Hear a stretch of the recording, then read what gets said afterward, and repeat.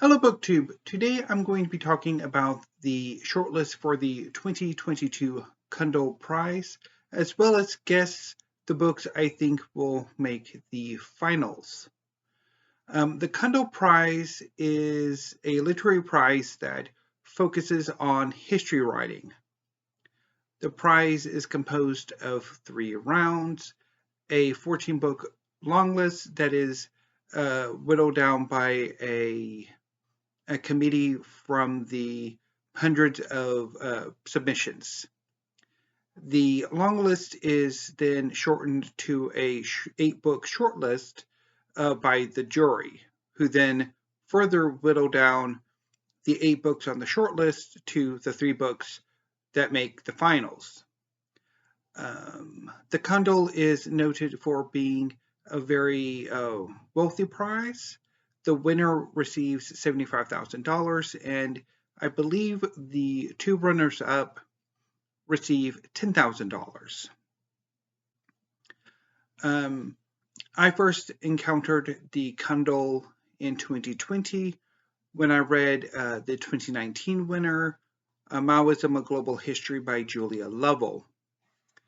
I also in 2020 read the one of the runners-up for 2019, These Truths by Joe Lepore. Further, in 2021, I read the 2020 winner, Fifth Son by Camilla Townsend.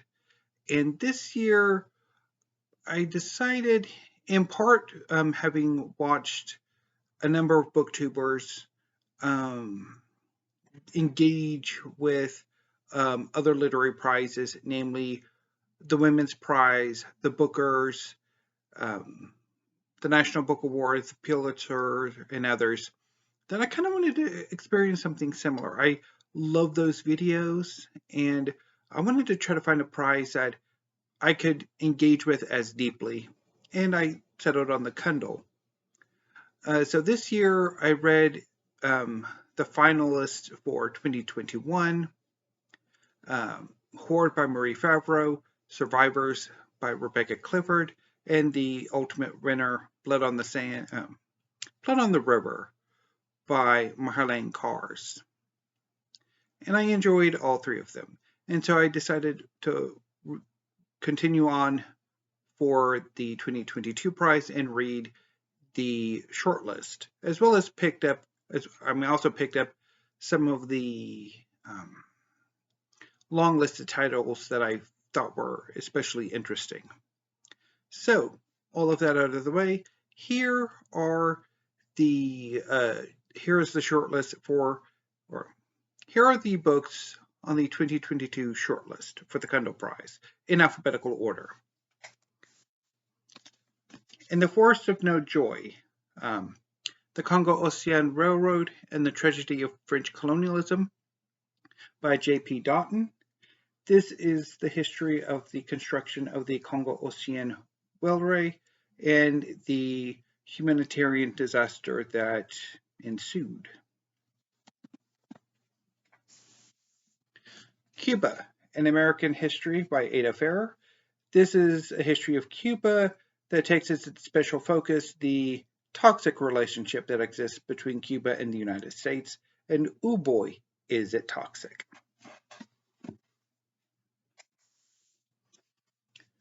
The Perils of Interpreting the Extraordinary Lives of Two Translators Between Qing China and the British Empire by Henrietta Harrison.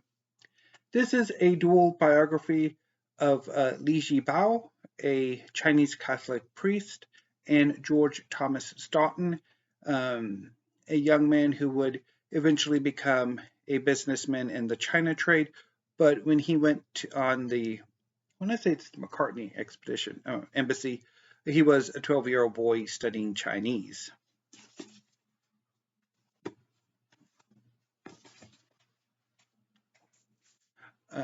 Aftermath, Life and the Fallout of the Third Reich, 1945 to 1955 by Harald Jahner, translated from the German by Shaun Whiteside.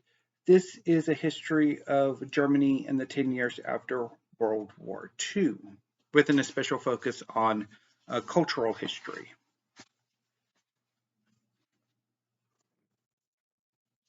The Chinese Question, The Gold Rushes and Global Politics by Ngai.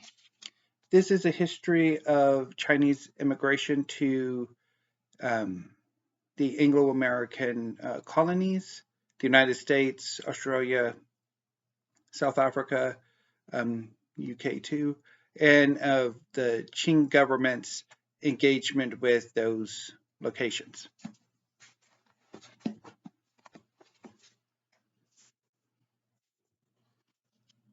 All That She Carried, The Journey of Ashley Sack, A Black Family Keepsake by Tiya Miles.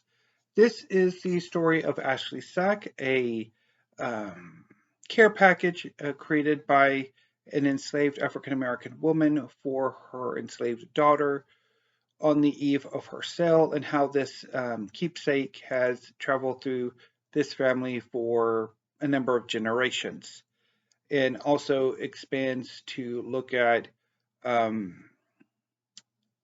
sort of surrounding issues. Down on top. Not 1 Inch, America, Russia, and the Making of Post-Cold War Stalemate by M.E. Sarotte. This is a history of NATO-Russian relations during and after the collapse of the Soviet Union and the collapse of the Warsaw Pact, and how hopes for peace ended up falling to renewed Cold War as NATO began to expand into the former Warsaw Pact countries. And finally, Collapse, The Fall of the Soviet Union by Vladislav M. Zubok. This is a history of the disintegration of the Soviet Union from 1985 through to 1991. So that's the shortlist. So over the past few weeks, I've been reading the shortlist, and you could follow along with weekly reads. My original goal was to have at least 6 of the books read, with me beginning a 7th today or tomorrow. But that didn't quite happen. I've read 5 of the shortlisted books. I've dipped into 1 of the shortlisted books, and I've set aside or bailed on 2 of the shortlisted books. So I'm going to sort of talk about the books in sort of the 2 that I've set aside, and then the one that I've dipped into that I will probably be continuing on for the rest of this week and into the weekend if need be, and then the 5 that I finished, and then I will make my guesses. I won't say predictions because, and I'll get to that once I do get to that part. So let's get going, okay?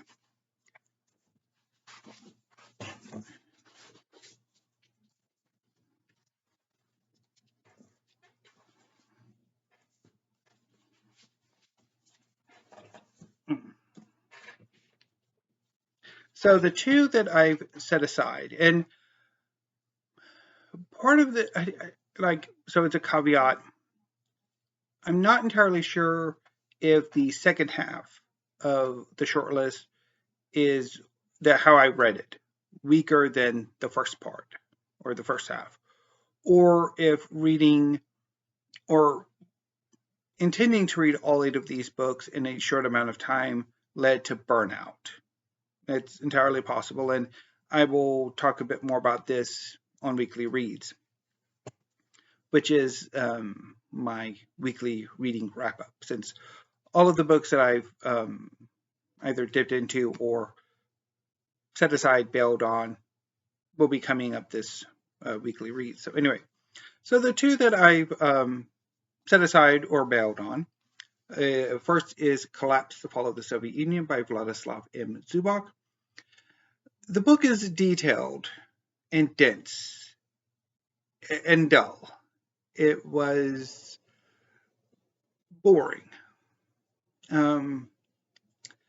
and I was reading it on Saturday, and I just lost interest with the book and set it aside. And so whether that was burnout or or the book could have used punchier style, a more lively style. I don't know. And I also set aside the Chinese question, um, The Gold Rushes and Global Politics by Ngai. Um, so I dipped into this yesterday. So once it became clear that I was going to set aside or bail on Collapse, that I could just dip into the three that I had left. And in one case, I did finish, but the other two dip into. And I dipped into this yesterday, and I don't know, I was not feeling it. So I don't know if it's necessarily the style, the just burnout, or there was something with the humiliations of the Qing in the 19th century that incensed me. Because I had it with this book, because the state of, like, the Qing Empire's relations with European powers is featured early in the book, and also experienced some of this with the later part of Perils of Interpreting, and of course, if you follow along with my channel, particularly since the beginning of this year, I have been trying to get into Opium War by Julia Lovell for most of the year, and I haven't. And so I wonder if there's just maybe something about this period of Qing history that I don't know. I'll have to think about it and see. So anyway, so in the book that I dipped into, and I probably will continue on today, just to see definitely if it's a burnout issue, is Not 1 Inch by Emmy Sarotte. I'm enjoying it so far. I think the history's really good. It's very similar to Collapse in that it is very detailed, very dense. But this book does have a punchier style, a more exciting style, and it's a lot more effective, I would say, than Collapse is. So on to the 5 that I have read.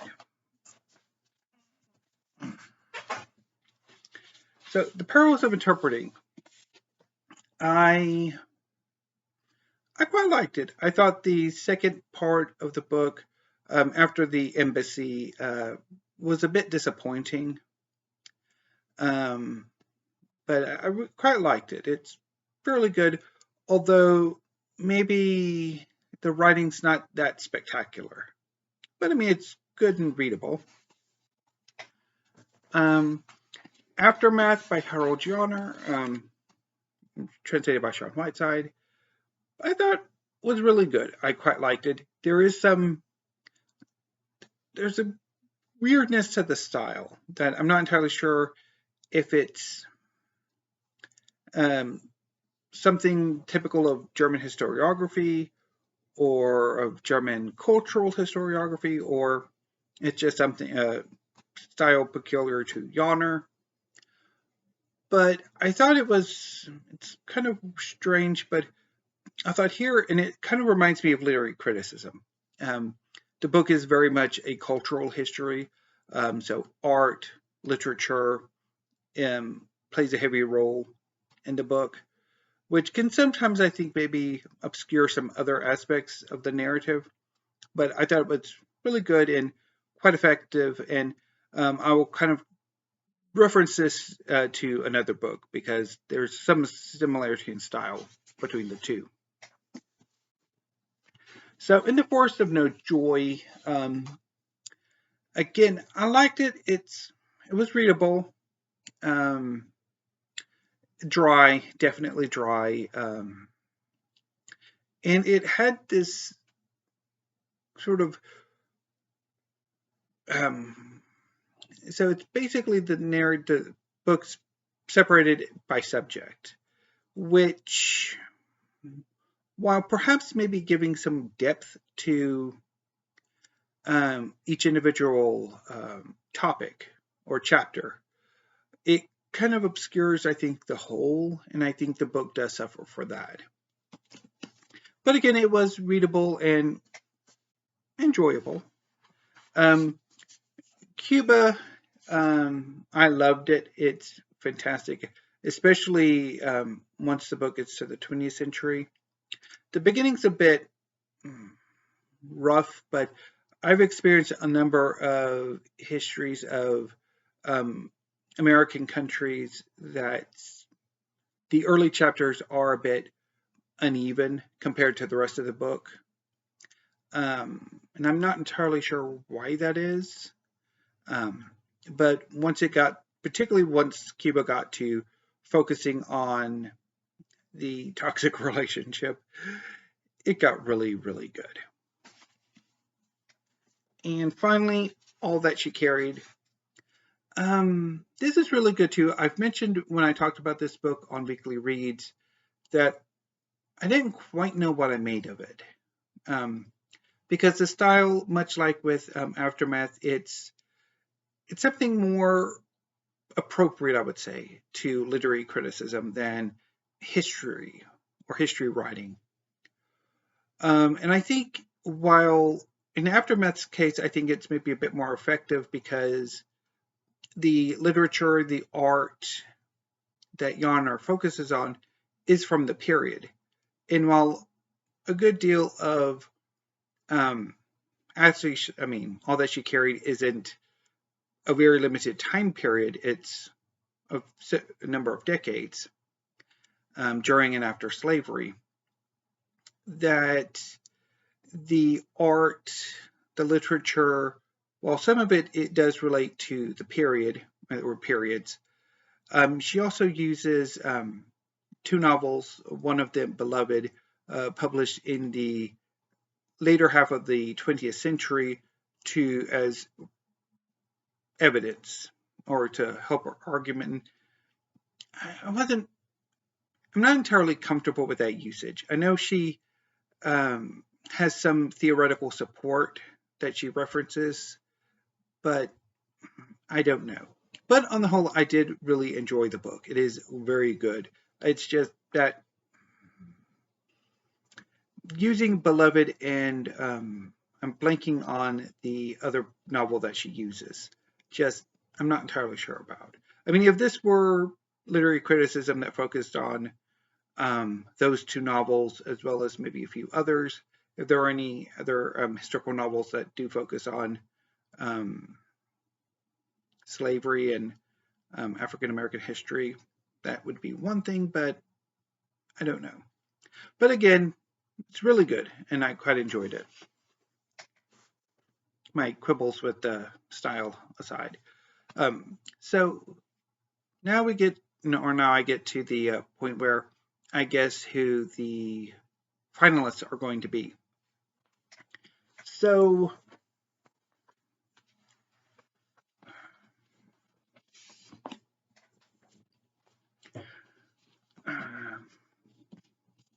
now, I haven't read fully Collapse, but I could see it. I mean, of course, I think the caveat here is that, the jury is composed of professional historians. And I'm a general reader who, while, I do have a taste for more that history on the more academic side, it's not that much, or not that highly academic. So they might tolerate or have a greater affinity for more academic works than I do. But so my guess is may or may not be quite accurate, but I don't really see Collapse making it, especially, except for maybe as a triumph of research, because of course it is and covers a lot of the same subject area as Not 1 Inch. And I do think so far of what I've read of Not 1 Inch, this is a much stronger book. So I don't think Collapse is going to make the finals. I also don't think the Chinese question will, although, again, I mean, I could be suffering from burnout, but I don't quite see it.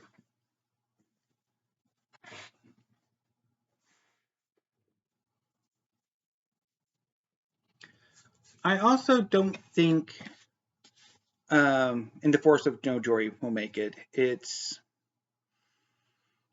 yeah, I mean, Triumph of Research, but like the style's not there, I don't think.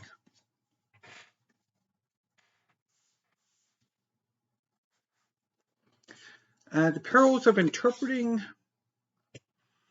I don't think it'll make it either.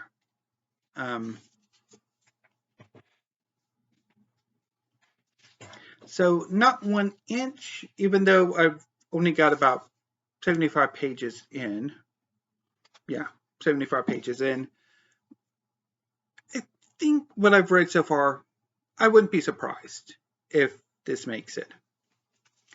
But my guess for the 3 that I think likely will make it, I think these 3 are the strongest of what I've read, with Not 1 Inch being sort of a 4th one that I wouldn't be surprised by. But these 3 are the ones that I think will make it, and I would be, particularly this first one I'll show you, I will be shocked if it doesn't make it to the finals. And that is Cuba and American History. Again, I think this is by far the strongest of the 8 that I've read. So I definitely think Cuba will make it to the finals. I also think All That She Carried will likely make it. My issues with it aside, I did really like it, and I do think the writing here is exceptional. So I would not be surprised that it makes it, or I'm guessing it will make it. And Aftermath by Harald Jahner, I think will likely make it.